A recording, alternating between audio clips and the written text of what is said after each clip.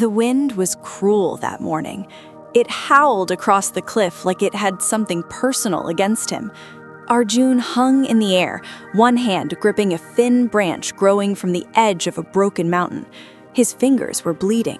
His arm trembled violently. Below him was nothing but endless depth.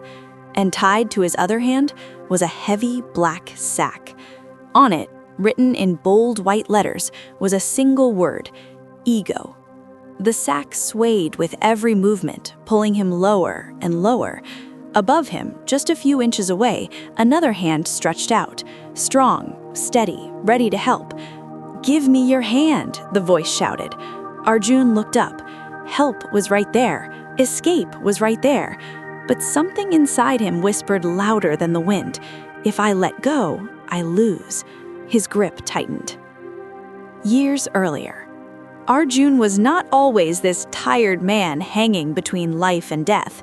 Once he was ambitious, sharp-minded, confident. People admired him.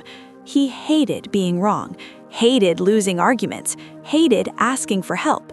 He believed something deeply. If I bend, people will step on me. So he never bent, not at work, not in relationships, not with friends, not even with family. When his colleagues suggested a better idea, Arjun rejected it, not because it was wrong, but because it wasn't his. When his partner asked for emotional support, he dismissed it, calling it drama. When life tried to teach him humility, he called it bad luck. Slowly, people stopped explaining things to him. Then they stopped arguing. Then they stopped staying. But Arjun didn't notice, because ego has a strange way of making loneliness feel like superiority. The first fall. The first crack appeared when he lost his job, not because he lacked skill, but because he lacked flexibility. "You're talented," his manager said gently, "but you don't listen." Arjun walked out angry. "They don't deserve me," he said. But weeks passed, then months. The calls stopped. Savings disappeared. Pride remained. Someone suggested freelancing. "No, I won't beg." Someone offered a lower position. "I'm not that desperate." Every offer felt like an insult, so he kept holding the sack tighter. The second fall. His relationship didn't survive either. She tried. God knows she tried. She asked for conversation. He gave silence. She asked for understanding. He gave logic. She asked for love. He gave ego. One night, while packing her bags, she said something that stayed with him forever.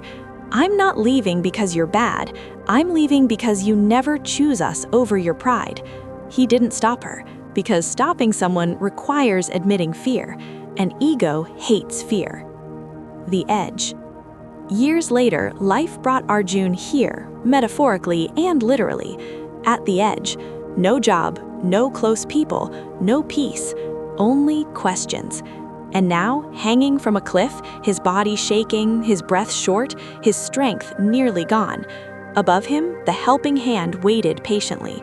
"Drop the bag," the voice shouted. "You can't climb with that weight." Arjun looked down at the sack. It was heavy. He remembered what it held. Every argument he refused to lose, every apology he never said, every relationship he let die, every moment he chose pride over peace. If he dropped it, what would remain of him? Who would he be without his ego? The inner voice. His fingers slipped slightly. Fear rushed through his veins. For the first time, ego didn't feel powerful. It felt terrifying. A voice rose inside him, not angry, not loud, just honest.